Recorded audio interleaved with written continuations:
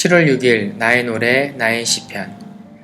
오늘은 시편 18편 19절 말씀을 중심으로 오늘 그 사람에게 고백하려 합니다 라는 제목으로 함께 묵상하시겠습니다. 화면을 보시면서 저와 한 목소리로 읽으시겠습니다. 나를 넓은 곳으로 인도하시고 나를 기뻐하심으로 나를 구원하셨도다. 오늘 본문은 다윗이 사울 왕에게 쫓기면서 힘들게 살았던 상황들을 기억하면서 적은 시입니다. 저는 다윗의 인생의 기록을 볼 때마다 그의 강점을 발견하게 됩니다. 그것은 어떤 상황 가운데 있다 하더라도 그는 항상 당당했다는 것입니다. 다윗은 항상 당당했습니다. 속이 시커멓게 타들어갈 때도 있었습니다. 하나님께로부터 징벌을 받아서 정말 괴롭고 창피할 때도 있었습니다.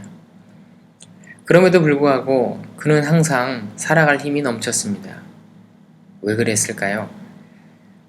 그 이유는 어떤 상황 속에서도 자신을 향한 하나님의 구원의 손길을 끝까지 의지했기 때문입니다. 오늘 시편 18편의 1절과 2절은 그의 고백입니다. 나의 힘이신 주님, 내가 주님을 사랑합니다. 주님은 나의 반석, 나의 요새, 나를 건지시는 분, 나의 하나님은 내가 피할 바위, 나의 방패, 나의 구원의 뿔, 나의 산성이십니다. 사망의 음침한 골짜기를 지날 때에도 하나님은 그의 인생의 시편이 되어주셨고 이야기가 되어주셨고 그의 정체성이 되어주셨습니다. 그리고 이 다윗의 고백을 듣는 우리에게도 마찬가지로 우리가 어떤 사람들인지 그의 고백을 통해서 우리의 정체성을 발견하게 됩니다. 다윗의 고백이 바로 우리의 고백이 되는 것이죠. 그리고 이 아침에 그 하나님은 다윗과 우리에게 이런 분이십니다. 19절입니다. 이렇게 나를 좋아하시는 분이시기에 나를 넓고 안전한 곳으로 데리고 나오셔서 나를 살려주셨다. 하나님은 어떤 분이십니까? 그분은 나를 넓고 안전한 곳으로 데리고 나오시는 분이십니다. 하나님은 나를 살려주시는 분이십니다. 한 문장으로 표현하면 하나님은 나를 구원해 주시는 분이십니다.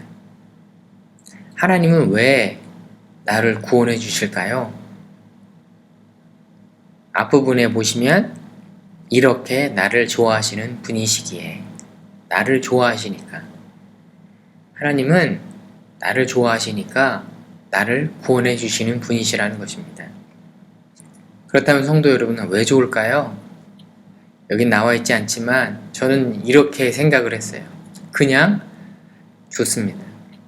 하나님은 그냥 우리가 좋습니다. 이유가 있습니까? 그냥 좋습니다. 주님은 나를 좋아하시는 분. 저는 이 말씀을 읽으면서 참 잘된 번역 같습니다. 왜냐하면 순수하게 느껴져서요. 우리를 좋아하는 다른 특별한 이유가 없습니다. 어느 노래 가사처럼 네가 좋아, 너무 좋아. 제가 아내랑 교제할 때 사람들이 많이 물어봤던 말이 있습니다. 어디가 좋아서 두 분이 사귀십니까? 어디가 그렇게 좋으세요? 당시에는 어릴 때라 뭔가 좀 그럴듯한 멋진 표현을 하고 싶어서 화려한 이유들을 이야기하였지만 지금에 와서 곰곰이 생각해보면 제 아내를 좋아했던 이유는 이렇습니다. 그냥 좋았습니다. 다 좋았습니다. 같이 걷고 있어도 좋았고요. 같은 공간에 있어도 좋고 같이 예배 드려도 좋고 같이 기도해도 좋고 같이 밥을 먹어도 좋고 같이 차를 타고 있어도 좋고 그래서 평생을 함께 살자고 그렇게 약속을 했던 것을 기억합니다. 또 제가 청년 시기에 그 끊어지지 않는 제 안에 있는 그 불의와 그 죄책감 때문에 꽤 오랜 시간 괴로워했었던 기억이 있습니다. 그 토요일마다 있는 청년부 예배에 찬양을 인도하면서 최소한 그 죄책감을 없애보려고 3시간은 눈이 빨갛게 될 때까지 울고 부르짖어야만 했습니다. 오죽하면 청년부원들이 토끼 눈이라는 별명을 저한테 만들어줬을까요? 그때는 그래야 하나님이 용서하실 것이라고 생각했습니다. 지금 생각해보면 일종의 내 만족이고 또 율법 안에 갇힌 시기였던 것 같습니다. 내가 무엇을 해야만 무언가를 받게 되는 give and take 그런 신앙이었습니다. 값없이 주어지는 그 죄의 용서도 그것을 넘지 못했던 것 같습니다. 마치 성당 계단을 무릎으로 기어 올라가야만 했던 루터처럼 말입니다. 그런 고민 가운데 살면서 참석한 어느 집회에서 오랜 기간 저를 사로잡았던 그 죄책감의 정체와 내가 어떤 사람인지 다시 한번 재정의하는 기회가 찾아왔습니다. 늘 기도 제목의 1순위였던 그 죄책감에 대한 기도의 응답이라고나 할까요? 집회에 참석해서 기도하던 중에 하나님께서 제 귀에 아들아 내가 너를 사랑한다 라고 말씀해 주셨습니다. 19절에 다윗의 고백처럼 나를 좋아하신다고요. 얼마나 그 눈물이 나던지요. 교회로 다시 하산했을 때 담임 목사님이 저를 보시면서 이렇게 말씀을 하시더라고요. 진호 형제 얼굴이 달라졌어요. 진호 형제 얼굴이 굉장히 밝아졌어요. 지금도 바울 사도가 말씀했던 죄인 중에 괴수란 말조차도 감히 쓸 수 없는 죄인이지만 여전히 나를 괴롭히는 죄책감들과 자괴감이 수시로 찾아옵니다. 그것은 기쁜 찬송을 부르는 중에도 오고요. 예배 중에도 오고요. 운전 중에도 불쑥불쑥 찾아오는 초대받지 않은 손님입니다. 청년의 시기에 겪었던 그 죄책감의 양보다 많이 줄어들었지만 여전히 제 주위를 맴돌고 있습니다. 그럼에도 불구하고 변하지 않는 것이 있습니다. 이 세상 어떤 누구에게도 빼앗기지 않는, 아니 제 속에서 저에게서 빼앗아 갈 수 없는 보물이 있습니다.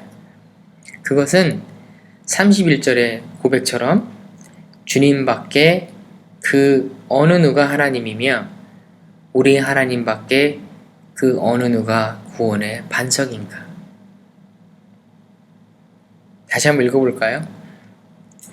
주님밖에 그 어느 누가 하나님이며 우리 하나님밖에 그 어느 누가 구원의 반석인가. 그렇습니다. 주님은 나의 구원자이십니다. 주님은 나의 구원자이십니다. 주님은 나의 구원자이십니다.